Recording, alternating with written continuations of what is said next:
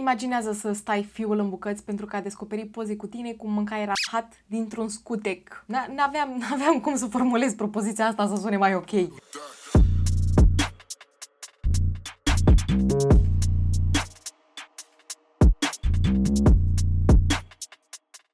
Salutare, fan care urmează zi de traumă și dacă sunteți noi aici, e bine, eu sunt Ceci și aici vorbim despre cei mai oribili criminali pe care am putut să-i găsesc vreodată. Cred că nici nu mai are rost să vă zic, dar puneți mâncarea aia deoparte, nu se merită. Puteți să faceți curățenie, să vă faceți unghiile, whatever, dar mâncarea aia, vă rog eu frumos, nu se merită absolut deloc. Astăzi vorbim despre marea tragedie a lui Dylan Nicholas Redwine și mai exact un băiat de 13 ani care s-a născut pe 6 februarie 1999 în Colorado. El avea doi frați mai mari, unul dintre ei era căsătorit cu nevastă și copii, deci nu locuia cu ei, și celălalt era Corey, care avea peste 18 ani, și părinții lor erau Mark Redwine și Elaine Redwine. După 18 ani de căsnicie, părinții au divorțat și divorțul a fost extrem de dureros. S-au trebuit să meargă la tribunal, s-au bătut pe custodia lui Dylan și până la urmă custodia a fost dată către Elaine, dar Dylan încă mai trebuia să-l viziteze pe tatăl său. Faza este că Dylan și Mark se certau foarte mult. Dylan nu suporta să se ducă la tatăl lui absolut deloc. Se mutaseră la 6 ore distanță de el, dar încă trebuia să se ducă să îl viziteze. Era obligatoriu din punct de vedere legal. Dylan trebuia să ducă să-l viziteze pe tatăl lui, chiar dacă nu voia absolut deloc. De fiecare dată când trebuia să se ducă, se certa cu mama lui foarte tare. Iar dacă Dylan nu ajungea la Mark acasă, Elaine putea să fie arestată pentru că nu și-ar fi lăsat băiatul să meargă la tatăl lui. Ceea ce mi se pare teribil, adică dacă un băiat de 13 ani nu vrea să ducă să-și vadă tatăl, pur și simplu pentru că se ceartă de fiecare dată. Gândiți-vă că nici măcar nu îi zicea tată, îi zicea direct pe nume, îi zicea Mark. Ei au divorțat în 2008 și pentru următorii 4 ani au fost certuri în stânga și în dreapta, iar în 2012, de ziua recunoștinței, care era pe 22 noiembrie, Dylan trebuia să ducă să-l viziteze pe tatăl său. Pe 18 noiembrie seara, mama lui Dylan îl duce la aeroport, el se urcă în avion, ajunge acolo și cam ăsta este ultimul moment când Dylan a vorbit cu mama lui. La 6 seara, Mark îl ia pe Dylan de la aeroport și se duc mai întâi la un Walmart, după care se duc la McDonald's și se duc acasă. Gândiți-vă că atât de tare nu voia Dylan să fie acolo, încât l-a rugat pe tatălui să-l lase, să se ducă să doarmă la un prieten. Bineînțeles că nu l-a lăsat, așa că a zis că și-a făcut planuri la 6 dimineața a doua zi să se vadă cu acest prieten. Cine, Doamne iartă-mă, se vede la 6 dimineața cu un prieten? Vă dați seama cât de mult nu voia să fie acolo? A doua zi dimineața, după spusele lui Mark, s-a trezit la ora 7:30 și s-a dus să vadă ce face Dylan și Dylan încă dormea la 7:30, chiar dacă a zis că la 6 dimineața se duce să vadă cu un prieten. După care Mark s-a dus în oraș să facă niște cumpărături, să-și rezolve treburile și pe la ora 11:30 s-a întors înapoi și a realizat că Dylan nu mai este în casă. Televizorul era aprins, un bol de cereale era pe masă, neterminat, și undița lui Dylan, pentru că da, Dylan mai mergea la pescuit din când în când cu tatăl său, fără voia sa, bineînțeles, era și ea dispărută. Deci, practic, Mark s-a gândit că Dylan ori s-a dus să-și vadă prietenul în sfârșit, sau s-a dus să pescuiască. Am uitat să menționez că televizorul era aprins pe programul Nickelodeon.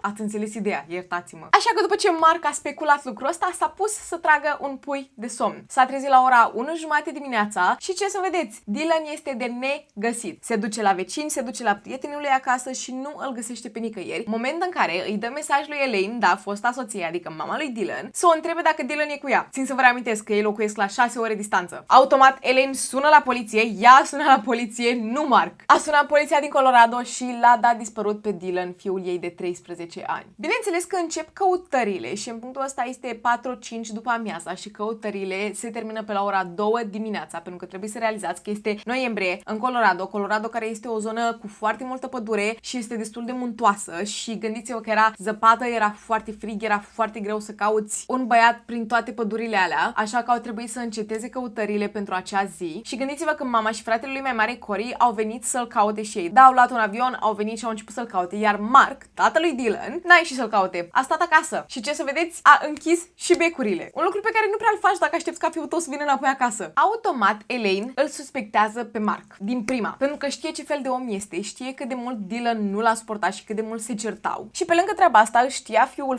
foarte bine și știa că Dylan nu se uită la Nickelodeon. Ați înțeles ideea. Și pe lângă lucrul ăsta, Dylan nu ar fi plecat niciodată singur la pescuit pentru că nu știe să pescuiască. Se ducea pur și simplu cu tatălui, avea o undiță, dar nu pescuia absolut deloc. Nu știa. Elaine a ieșit în public să spună lucrurile astea, să-l acuze pe Mark de față cu toată lumea. Mark, bineînțeles că este luat la audierea audieri, îi este dat un test poligraf și lui Elaine la fel i s-a dat un test poligraf. Elaine l-a trecut, dar nu a mințit absolut deloc, pe când Mark l-a picat în cel mai mare stil. Nu s-au dat niciodată rezultatele la acel test poligraf, nu ni s-au spus niciodată, dar știm că l-a picat. A mințit cu efectiv orice chestiuță. Mark, bineînțeles că neagă orice acuzație, zilele trec, lunile trec în punctul ăsta. Elaine deschide o pagină de Facebook, oferă o recompensă de $50.000 pentru cine are orice informație despre Dylan și la doar 9 zile după dispariție, FBI-ul a ieșit în public să spună că acum cel mai probabil caută un cadavru. Toate lunile astea de căutări, cu mii și mii de oameni care ies ca să caute, voi trebuie să realizați că este decembrie, ianuarie, februarie, efectiv zăpadă, foarte rece, gheață peste tot, este cam imposibil să se găsească niște rămășițe sau vreun cadavru sau vreun om pe undeva prin pădurile alea, prin munții aceia, dar totuși erau foarte multe eforturi din partea tuturor, în afară din partea lui Mark și la un moment dat, da, au ieșit în public și au început să zică că vor fiul înapoi, iar Mark a dat un fel de statement în care a zis că Dylan era totul pentru mine. Și acum eu nu înțeleg, dacă tu vrei să-ți găsești fiul în viață, de ce vorbești despre el la trecut? A little bit suspicious.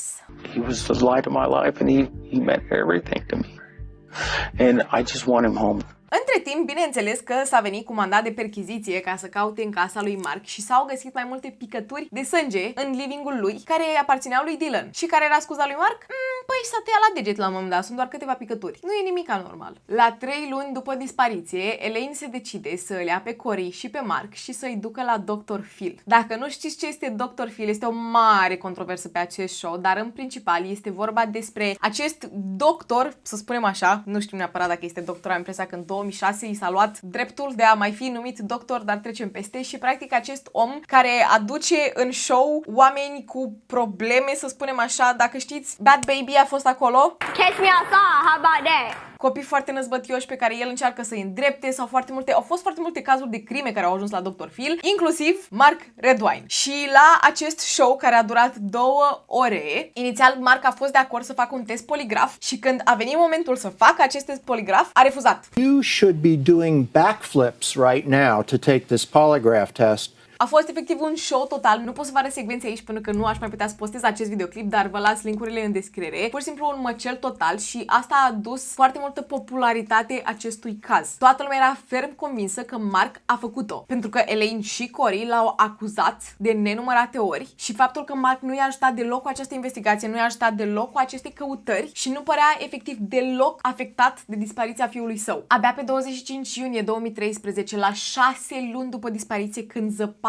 s-a topit, s-a putut face o căutare cum trebuie. 45 de ofițeri au pornit această căutare și s-a făcut imediat un anunț că s-au găsit dovezi cum că Dylan a murit. În următoarele 5 zile, 1600 de oameni au început să caute prin toți munții, toate pădurile și au găsit mai multe rămășițe din corpul lui Dylan. Și zic mai multe rămășițe, dar nu toate rămășițele, pentru că ce se vedeți era pe bucăți, iar capul lui nu a fost găsit. Și tocmai pentru că acest cap nu a fost găsit, bine, craniul în punctul ăsta, pentru că după 6 luni nu mai e un cap întreg, nu s-a putut deduce cauza morții, așa că erau foarte multe posibilități ca să fi fost, nu știu, atacat de animale prin pădure. Dar da, aceste rămășițe au fost găsite la 12 km de casa lui Mark. După 5 luni după găsirea primelor rămășițe, se găsește craniul lui Dylan și după autopsie se realizează că acesta a avut o lovitură foarte puternică la cap, așa că acum este 100% sigur că aceasta a fost o ucidere. Craniul a fost găsit la 2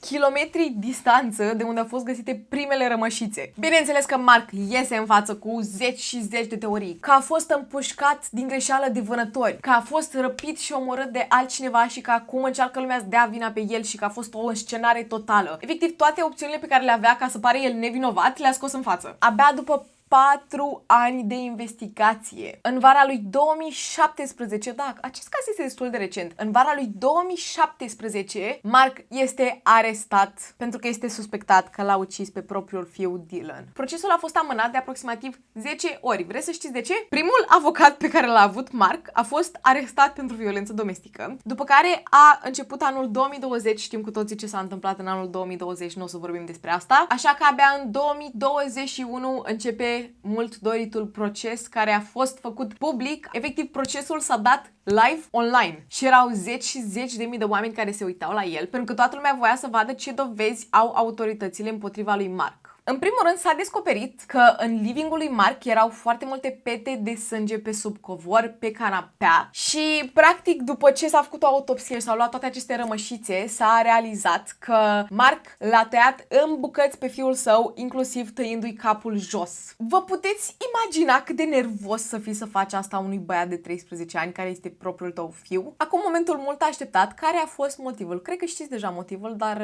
nu știu, mă șochează efectiv. Nu pot. Cory a ieșit în față în tribunal, să depună mărturie împotriva tatălui său, cum că cu un an înainte ca Dylan să dispară, Mark l-a luat pe el și pe fratele său într-o excursie, într-o mini-excursie, să spunem așa. Și în această mini-excursie, Cory cu Dylan au luat laptopul lui Mark și au descoperit mai multe poze, nu o să vi le pun pe toate aici, cu tatăl lor, care este efectiv în niște ipostaze.